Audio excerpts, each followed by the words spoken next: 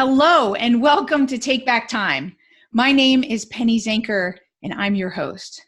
And today for you leaders, business leaders and entrepreneurs, we have a special treat because we talk on this show about how to take back time. And what does it mean really? It means thinking more strategically so that you can get further faster, so that you can kind of compress time, so to speak.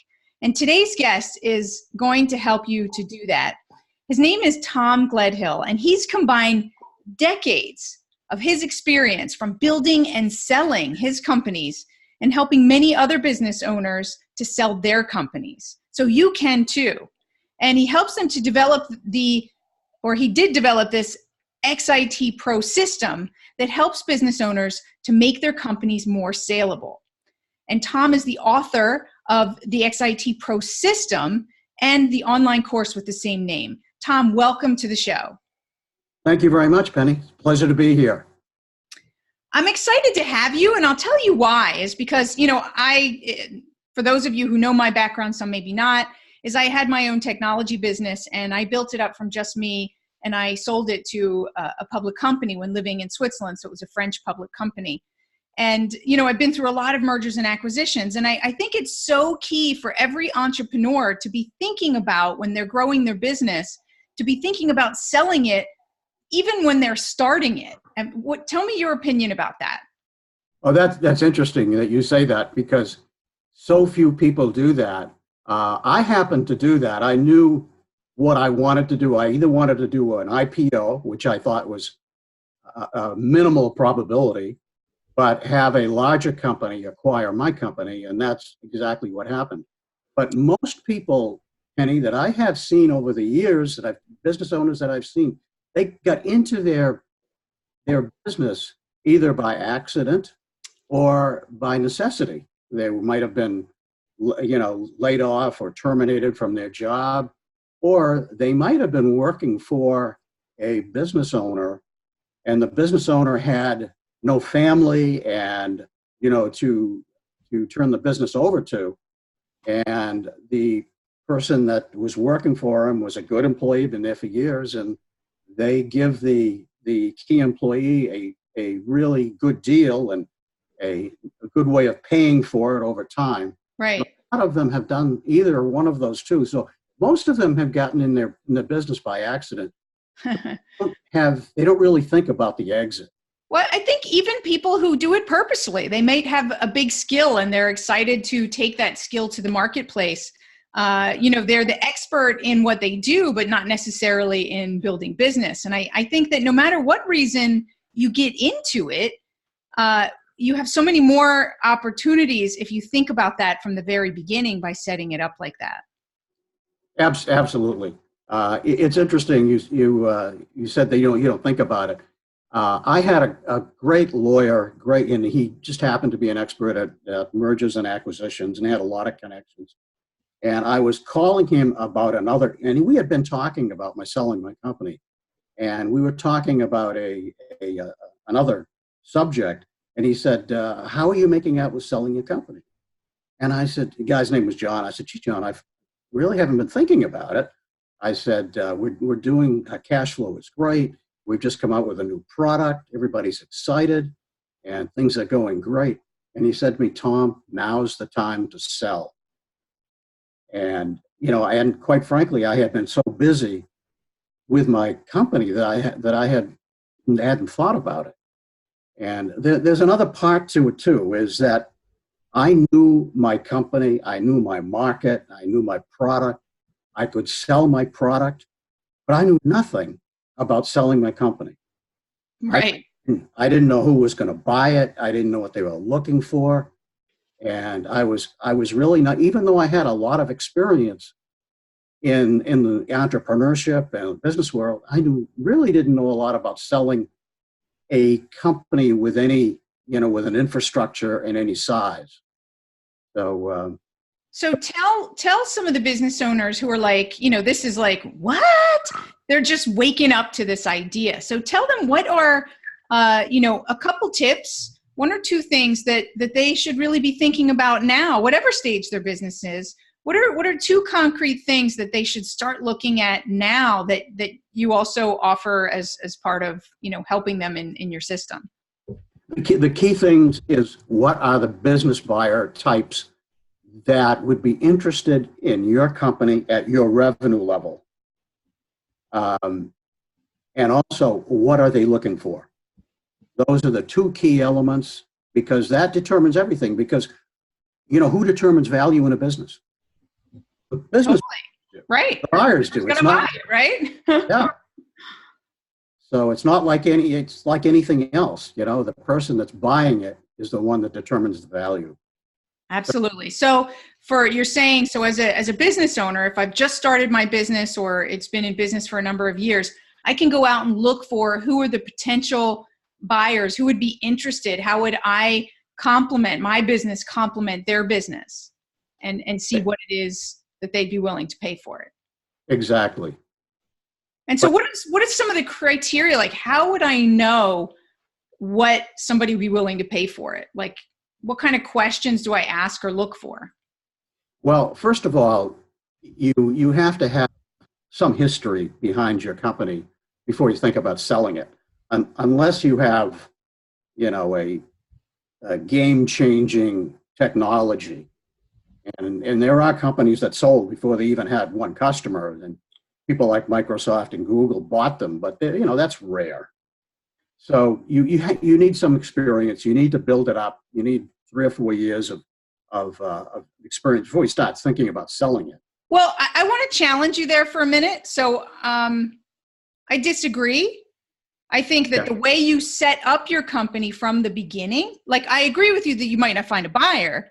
However, I think that the choices you make in growing your business, right, in the way you do accounting, in the way that you set up your processes, in the way that you set up your contracts, I think it matters to start thinking about it up front, because you can make yourself, they're going to audit your business in its entirety. So the more organized and structured you are, the better you're going to prepare yourself for sale. Would you agree with that?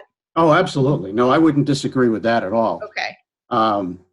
Yeah, that's true. You asked me, though, yes, about valuing a company. Yes. I just want to make sure that for the people who are listening, because you said you don't need to think about selling the business when you first start. So I just want to say, from the context of finding a buyer, yes, just so people listening understand, but the context of the choices and decisions you make in preparing your business, it's still of value, right? Absolutely. Okay. So back to your point. Sorry to interrupt and just provide that clarification, but this is right. like, we're blowing people's minds here. So I'm glad you did, because improving your company at any point in time is certainly positive, and we can get into that a little later. Totally. To answer your question about valuing, yes, there are people, me included, that do business valuations, and you look at there are 2 things that determine value, and one is really your cash flow, mm-hmm. and the other is the risk that's presented to a potential buyer. So those 2 things, and one is directly proportional, and the other is inversely proportional. So those are the 2 things that determine value. But to get a professional valuation, really it takes a lot of time to do that. You need a lot of information. Yep. You need to really analyze the company and break it down, see where the risk factors are, and to see basically, and we don't, what are the buyer types looking for that are looking at that may buy your company. So what are some of those things, the risk factors that you might, just so people can start to think about them? Sure. I've come up with I've developed a system to help small business owners, in the revenue range of, let's say, $500,000 to about $5 million. Mm-hmm. After that, you start employing professional help, but people under 5 million typically don't have professional help, and they're running the show themselves. And basically, I've broken down into 16 of what I call value drivers. Mm-hmm. And these value drivers are things like the industry that you're in, your company reputation, the products and service that you have, the competition, and your personnel, your key personnel, the systems that you have, your cash flow, growth. Those are basically the basic value drivers. But if you really want to get a premium for your company, there are what I call the big hitter value drivers, and they are scalability, the ability to grow your company with minimal capital investment. Right. Yeah, recurring revenues, the revenues that just keep coming in, like maintenance contracts. Absolutely. They are real revenue and value enhancers. Then you have bankability, the ability to get a loan, because somebody that's buying your company is going to need a loan, and they're going to use your company to get a loan. So if your company has good bankability, that increases your value. And the final one is intellectual property. Now, everybody really has some intellectual property. You just have to look for it, something that's unique, and it doesn't have to be a product. It can be a process. It can be a way you handle transactions. But what you need to do is you need to document that so that somebody looking at your company, thinking of acquiring it, will see that documentation, and that adds value also. So those are the kinds of things that people ought to be looking at. Probably the two biggest things for a very small company to focus on are key employees. Hire slow and fire fast. Yep. And number two are your systems, and they should be documented. And if you can automate as many of these systems as possible, because the documentation comes with it. Yeah. Software, then you're better off. So key employees and systems. Fantastic. So, people's wheels are turning and they're like, oh my goodness, I haven't even really spent much time thinking about that. So, but the good thing is those two key things that you talked about, whether you're selling your business or not, those are the most important things to be successful anyway, right? Exactly. And those other points that you made are so important that people think about them, at least have it in the background of the big picture, right? Like you said, you focus on those two things that are going to move you forward faster anyway. Why not think about those other things as well, so that you can position yourself, for sale in 3 to 5 years, let's say. Absolutely. A lot of business owners think that, they have kind of a macho attitude that they are indispensable. The most valuable companies are those where the business owner is dispensable. And that allows the business owner, because he's not involved in day-to-day operations, that allows the business owner to put his or her feet up on a desk and just think about how they're going to grow the company. Yeah. Think about innovation. And if they're a lifestyle company, they can think about playing golf or going sailing or whatever. But absolutely. The beauty is you get business-free vacations. You don't get people hassling you while you're in vacation. In fact, I had that in my last company. I had that situation. I would call in just to see how things were going on, and my administrative assistant say, "What do you want? Why are you calling? We don't need you." And some people might be offended by that, but that's the way it should be, because now you become like your company is valuable. I think a great point to mention here is around the mindset around that. I think that, some people get scared if their business doesn't need them, right? Because they may want to be, not consciously, but unconsciously, want to be in control and connected to everything. And it's like, it's one of those areas where our brain tricks us, because really you want to create a business that doesn't need you. And that's what success is. It's not growing a big business that needs you everywhere, right? So I think there is a mindset shift there that people unconsciously need to step into, that it's not about being needed that makes you important. It's about not being needed, That's a huge problem, Penny. That a lot of people have that macho attitude that if they need me. If it weren't for Right. me, the company would be nothing. Right. That's what I heard you say. So I wanted to highlight that for people who may not even be conscious of that connection and why they are maybe a little hesitant to delegate and to let go of some of the activities. I find that one of the biggest challenges that I see with business owners is that they don't want to let go. They say they do, but they won't take action to let go. You're right, because they don't know what they're going to do after the show is over. There are people dealing with that to help people. I wish I had it because I didn't know what I was going to do. I just knew because I was in my late 50s when I sold my company. And I had long ago given up golf. So, what am I going to do? I had a friend came along and said, hey, why don't you join me in mergers and acquisitions? And so I did, and I enjoyed it and learned an awful lot in that whole process because I was looking from the other side of the equation. Right. New things will always open up, right? New and better, and to bring us to that next level of growth. They So, will. Yeah. so I want to ask you, so why is this important to you right now to create this system and to bring it to small businesses, or, you said between 500 and 5 million? Well, primarily because they're not even aware of the problem. Okay. And the other part of it is I have done a lot of things in my career, and my wife got ill a few years ago, and I sold my brokerage and got involved in writing and doing a lot of researching. And then when she passed, I could either grieve for the rest of my life or find a purpose.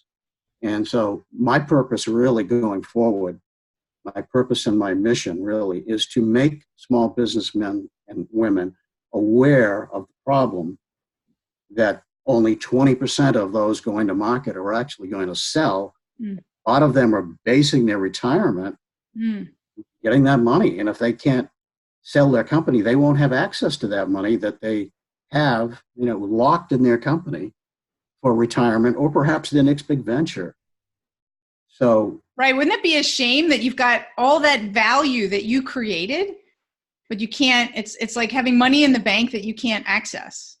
that's right. Knowing it's there, but not being able to access it because you created a job for yourself instead of creating a business.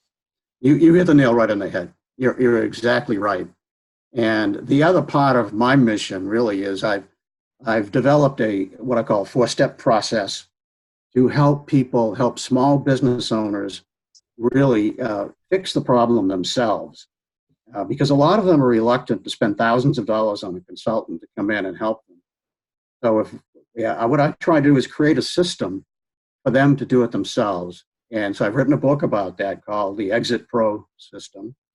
And also I have an online course for those people that need more accountability and structure of the same name. So that will allow the business owner to evaluate their company. I've developed a couple of tools to help them evaluate their company easily and quickly, and match, what the business buyer type wants with what they have, and improve what the business buyer type wants.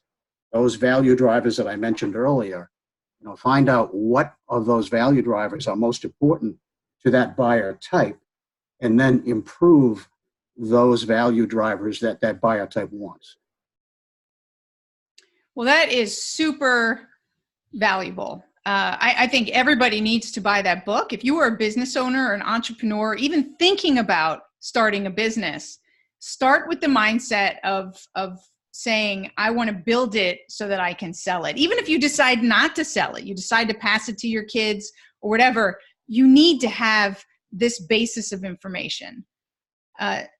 Thank you, Tom. I can't even tell you how important this is that we're opening up this thought process for people. I'm super excited about what you've created and what it means to them. Well, thank you very much, Penny. My mission really is to yell this from the rooftops and just get the message out there. As there are 5 million businesses in just in the United States, between 500,000 and 5 million. So if over 80% don't sell, that's a lot of businesses, and that's a lot of money. And who does it hurt? It not only hurts the business owner and her family, it hurts the employees because they're going to be out of a job. It hurts the community. Who likes to see a locked up, facility? And it hurts the country.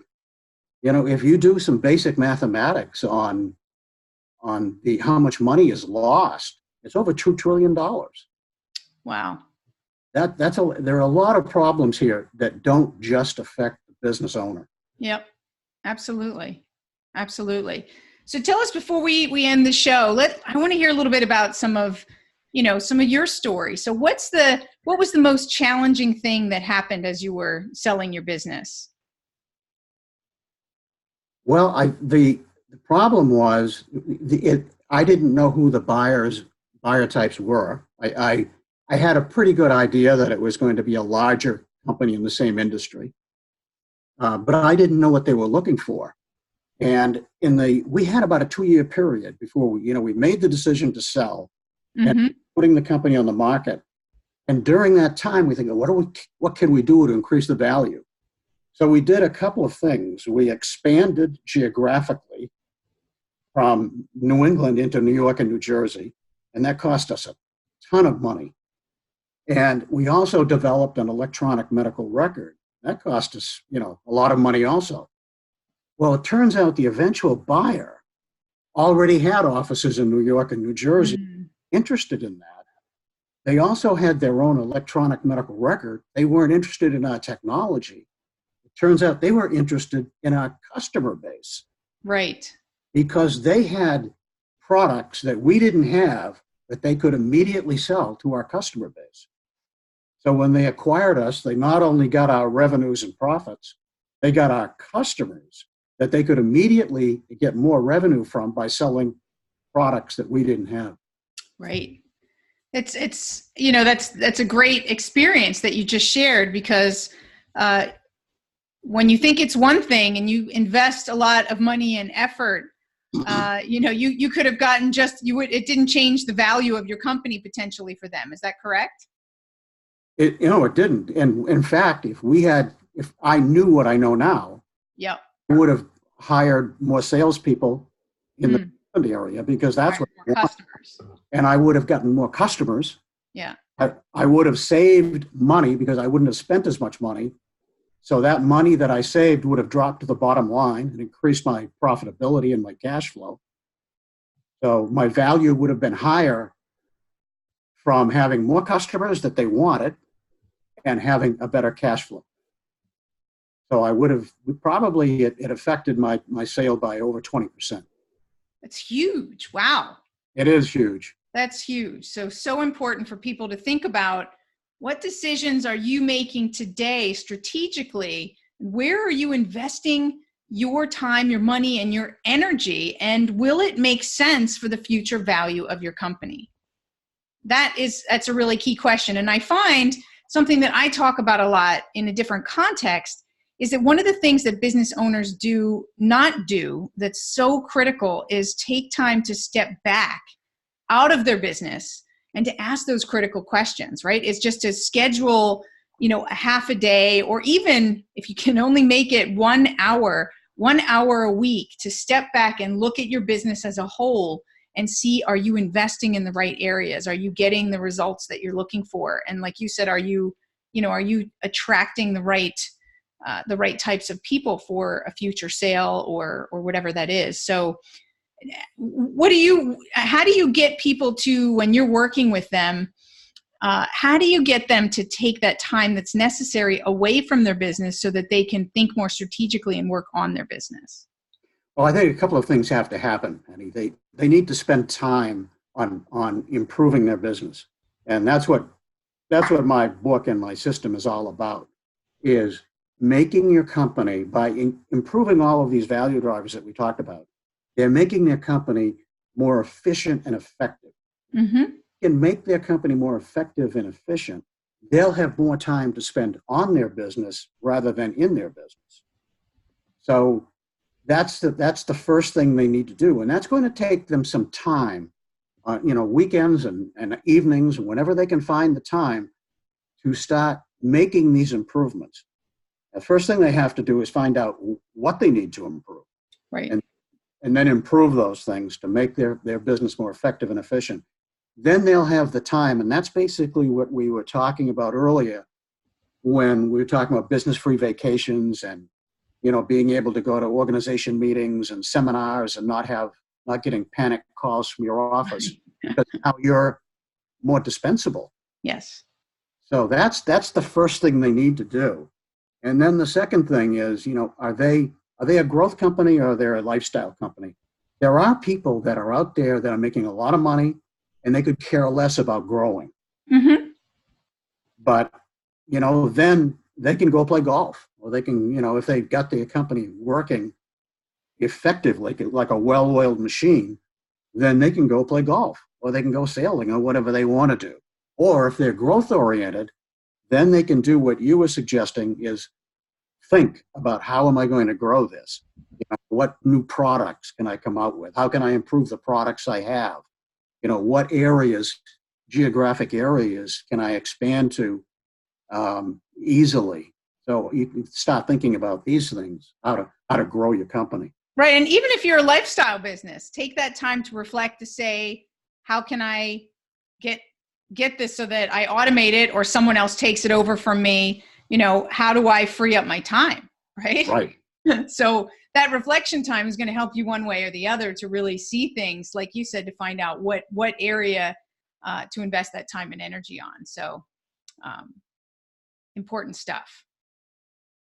Yeah, it's really critical, I think, to, the times that I walked away when I was in brokerage, when I walked away from people, knowing in the first visit that they weren't going to be able to sell that company. I wouldn't be able to sell it. And then there were times when I took something on the margin thinking, well, maybe I can sell it, and not being able to sell it. And the disappointment of these people, it was so sad. And then there are people that need to sell their company because of some external event they had no control. Right. And we call them the 4Ds, the desperate 4Ds. Death, disability, divorce, debt. All right. And any one of these things can affect the need for somebody to sell their company. And if they can't sell their company, it's it really affected me to a point. So why not be ready, right? Yeah, exactly. Be ready. So, I know we could pick your brain for another, another half a day, but we're going to have to bring this to a close for people. Perhaps we'll bring you back and dig deeper into one of those particular areas. Thank you so much for being here. Oh, my pleasure, Penny. So just give us the URLs of where people can find you and get a hold of your book and your system.